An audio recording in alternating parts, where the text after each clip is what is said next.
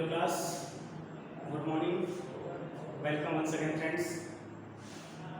And some basic electrical जो कि civil, mechanical और इलेक्ट्रिकल फर्स्ट ईयर के लिए कॉमन सब्जेक्ट है फ्रेंड्स, उसमें हम यूनिट 7 को डिस्कस कर रहे थे फ्रेंड्स।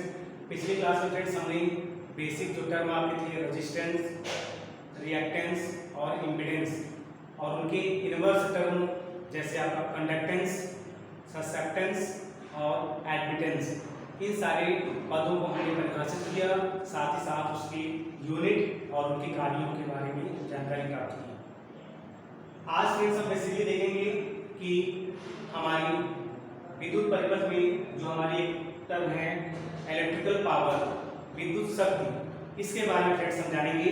यहाँ से भी क्वेश्चन पूछे जाने की संभावना प्रबल है। देखिए फ्रेंड्स, आपका जो इलेक्ट्रिकल पावर, जो पावर टर्म है, चूंकि हम अगर देखें तो पावर को डिफाइन करते हैं friends rate of doing work, P equal to work done per unit time, अर्थात इकाई समय में किए गए कार्य को हम क्या बोलते हैं फ्रेंड्स? शक्ति बोलते हैं, पावर बोलते हैं। तो फ्रेंड्स इसके अकॉर्डिंग इसका मात्रक क्या हो जाएगा? जूल पर सेकेंड इसका मात्रक होना चाहिए फ्रेंड्स। इसी को आगे चल के वाट बोलते हैं, वाट, इसी को किलोवाट, मेगावाट, ठीक है फ्रेंड्स, इसी यूनिट को डिफाइन करते हैं। तो फ्रेंड्स हमने देखा कि इलेक्ट्रिकल परिपथ में जो आपका टर्म पावर है, पावर को बेसिकली हम डिफाइन करते हैं friends work done per unit time, अर्थात इकाई समय में किए गए कार्य को क्या बोलते हैं? पावर बोलते हैं। इसकी यूनिट फ्रेंड्स जूल पर सेकेंड अथवा हम बोल सकते हैं वाट, किलोवाट, मेगावाट आदि टर्म में इसको हम डिफाइन करते हैं। देखिए फ्रेंड्स, आपकी जो इलेक्ट्रिकल की बात करें, इलेक्ट्रिकल में पावर कितने प्रकार की होगी फ्रेंड्स? यह डिपेंड करता है हमारे सर्किट पर, हमारी सिंगल फेज है सप्लाई या 3 फेज सप्लाई है। अब देखिए फ्रेंड्स, सिंगल फेज सप्लाई की अगर आपने बात की है, सिंगल फेज चीजों को आप समझते हो जी फ्रेंड्स, सिंगल फेज इसको डिनोट कैसे करते हैं? ऐसे, इस प्रकार से। अगर ऐसे फ्रेंड्स कहीं लिखा हुआ है 1 साइन इस तरह का बना है, इसको मतलब समझ जाएंगे क्या लिखा है? सिंगल फेज लिखा है। तो फ्रेंड्स अगर सिंगल फेज की बात करें तो सिंगल फेज में फ्रेंड्स हमारा जो पावर होता है, पावर को रिप्रेजेंट करते हैं फ्रेंड्स P से। पावर इज इक्वल टू होता है आपका V into I into cos phi. ध्यान दीजिएगा फ्रेंड्स, अर्थात हमारे इलेक्ट्रिकल में जो हमारा पावर है वो बेसिकली 2 टर्म से मिलकर बना है फ्रेंड्स। इसमें मेन जो 2 टर्म कौन कौन से? एक वोल्टेज होगा, दूसरा करंट होगा। ठीक है फ्रेंड्स, पहले आप ध्यान से सुनिए चीजों को। वोल्टेज है, करंट है, लेकिन हम यहाँ पे एक टर्म और देख रहे हैं फ्रेंड्स, कॉस फाई। ये क्या है? तो फ्रेंड्स आप जान लीजिए कि आपका जो पावर है उसके जो मेन टर्म है केवल 2 ही है, वो है वोल्टेज और करंट। तो केवल वोल्टेज और करंट अगर मिल जाए फ्रेंड्स तो हमारी पावर बन जाएगी। कैसे? हमने फ्रेंड्स आपको स्टार्टिंग में बताया था किसी भी विद्युत परिपथ में धारा का प्रवाह कब होगा? जब हमारी सर्किट कंप्लीट हो और वहां पे पोटेंशियल डिफरेंस हो, अर्थात वोल्टेज बराबर लगा हो। अगर वोल्टेज है तो करंट होगी फ्रेंड्स, अर्थात वोल्टेज और करंट जब दोनों मिल जाते हैं फ्रेंड्स तो हमारी क्या निकल जाती है? पावर आती है। ठीक है फ्रेंड्स, अब ये तीसरा टर्म है कॉस फाई। ये क्या है फ्रेंड्स? ये फ्रेंड्स ये दिखाता है कि वोल्टेज और करंट के बीच में, वोल्टेज और करंट के बीच में जो आपका फेज डिफरेंस है उसको क्या बोलते हैं फ्रेंड्स? फाई। अर्थात फ्रेंड्स फाई क्या दिखाएगा? फाई फ्रेंड्स हमारा यह दिखाता है कि कौन इसमें अग्रगामी है और कितने एंगल से अग्रगामी है। हम ये भी कह सकते हैं कि कौन सा टर्म कितना पश्चगामी है और कितने एंगल से पश्चगामी है। अर्थात फ्रेंड्स वोल्टेज और करंट के बीच में कितना फेज डिफरेंस है उस टर्म को दिखाएंगे हम फेज एंगल के द्वारा। और यह फेज एंगल अगर इसका हम कोसाइन ले लें फ्रेंड्स तो क्या बन जाएगा? Cos phi. ऐसी कॉस फाई को फ्रेंड्स बोलते हैं, कॉस फाई को बोलते हैं फ्रेंड्स पावर फैक्टर। ध्यान दीजिएगा फ्रेंड्स, ये वर्ड आपका आगे चल के हमेशा काम आएगा। कॉस फाई को हम क्या बोलते हैं? Power factor. जहां पे फ्रेंड्स फाई क्या है? फाई आपका बेसिकली वोल्टेज और करंट के बीच में फेज डिफरेंस है।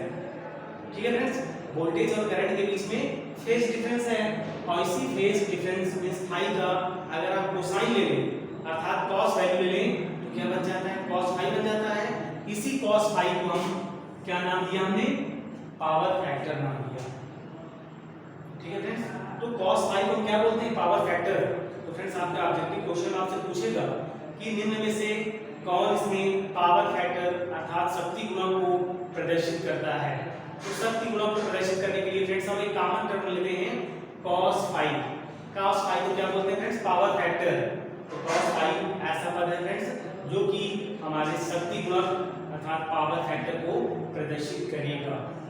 तो फ्रेंड्स यहाँ पे cos फाई क्या है, cos फाई हमारा है पावर फैक्टर।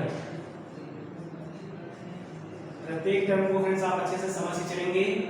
शक्ति गुणक, शक्ति गुणक है, पावर फैक्टर है।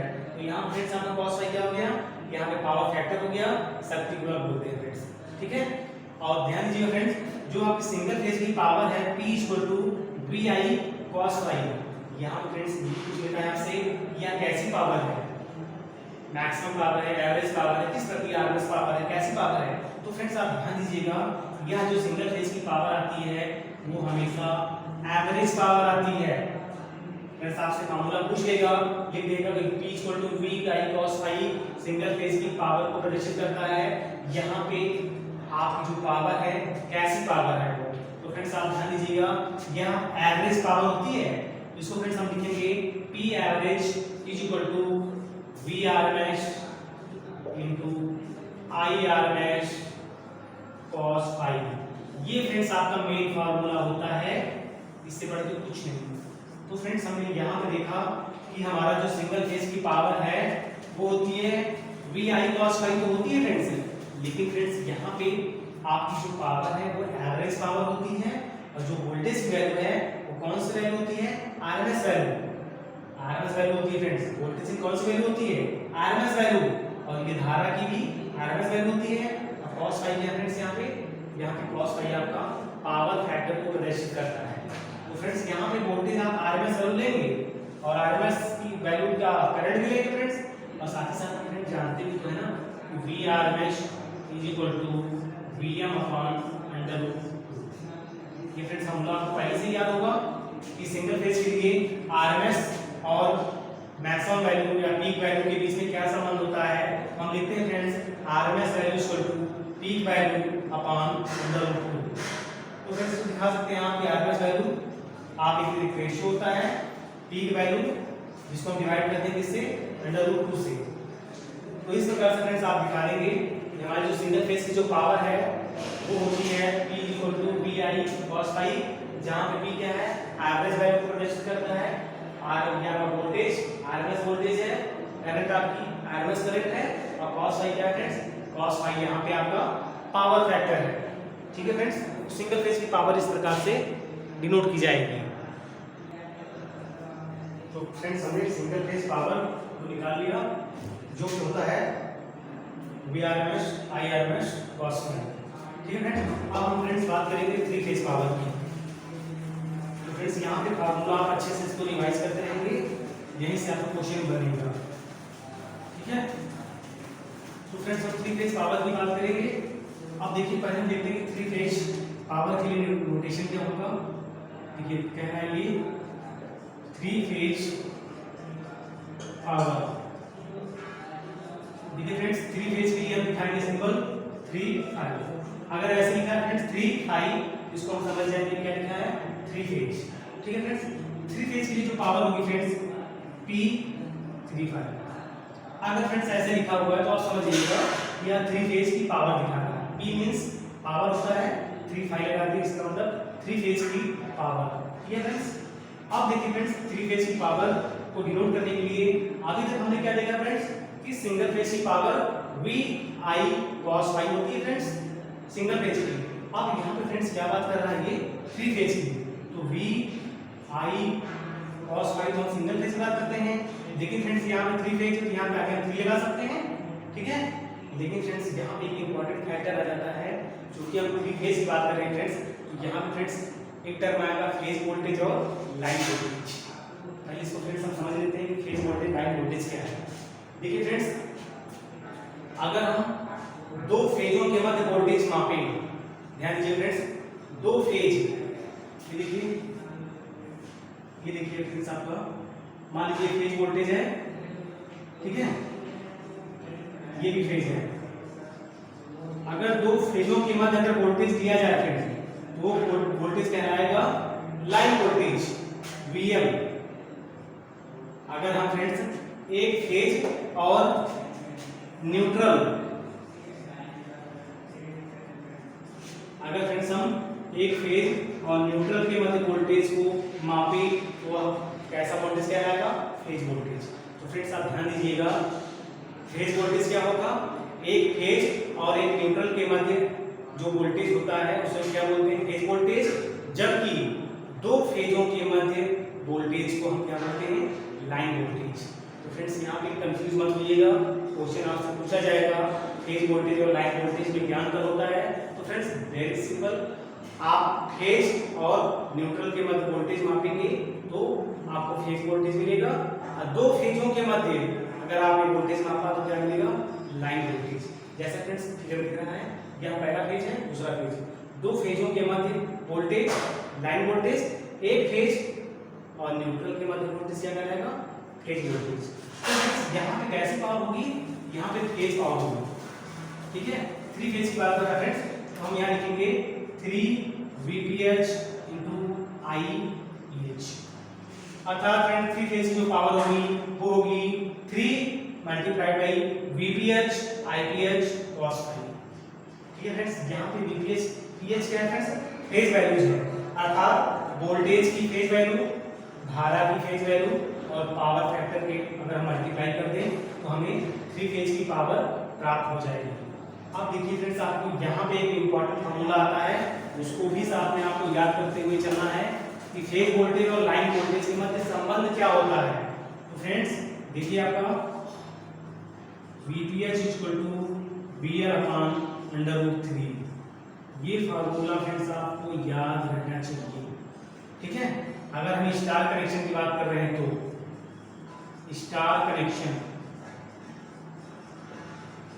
अगर हम स्टार कनेक्शन की बात कर रहे हैं फ्रेंड्स, उस कनेक्शन में फेज वोल्टेज बराबर लाइन वोल्टेज अपॉन √2। ऐसी स्टार कनेक्शन के लिए फ्रेंड्स, अगर लाइन करंट और फेज करंट के बीच में रिलेशन पूछा जाए तो क्या होगा? IPH = IL। तो फ्रेंड्स अगर आपने कनेक्शन स्टार फॉर्मेट में किया है तो ध्यान दीजिएगा फ्रेंड्स, हम स्टार कनेक्शन की बात कर रहे हैं, अर्थात आपने तीनों फेजों को स्टार रूप में कनेक्ट कर दिया है फ्रेंड्स। उस केस में फेज वोल्टेज और लाइन वोल्टेज के बीच में क्या संबंध आता है?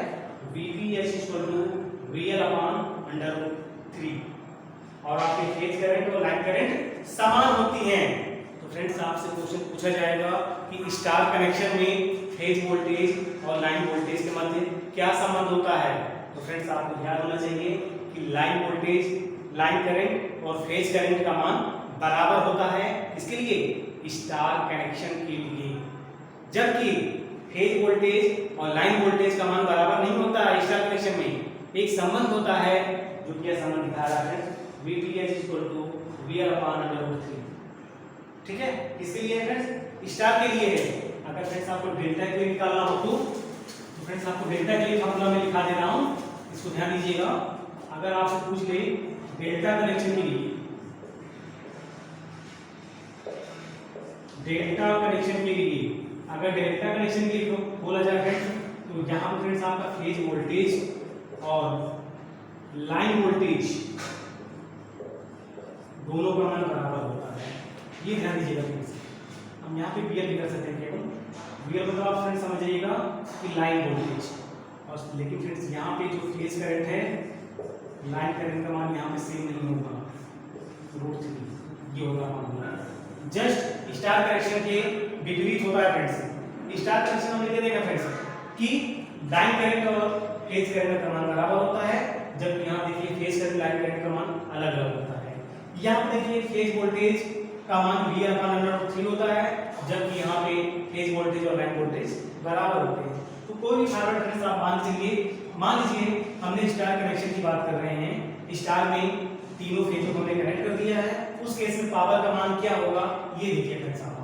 अगर आपने फ्रेंड्स स्टार कनेक्शन की बात किया तो स्टार कनेक्शन में फ्रेंड्स क्या होता है, VTH बराबर VL/√3, यहाँ पर मान रख दीजिए 3 × VL/√3 होता है। IPH बराबर IL होता है, तो IPH बराबर हमने IL रख दिया × cos phi। ध्यान से देखते चलिए फ्रेंड्स, ये फार्मूला आपके लिए बहुत इंपॉर्टेंट होने वाला है।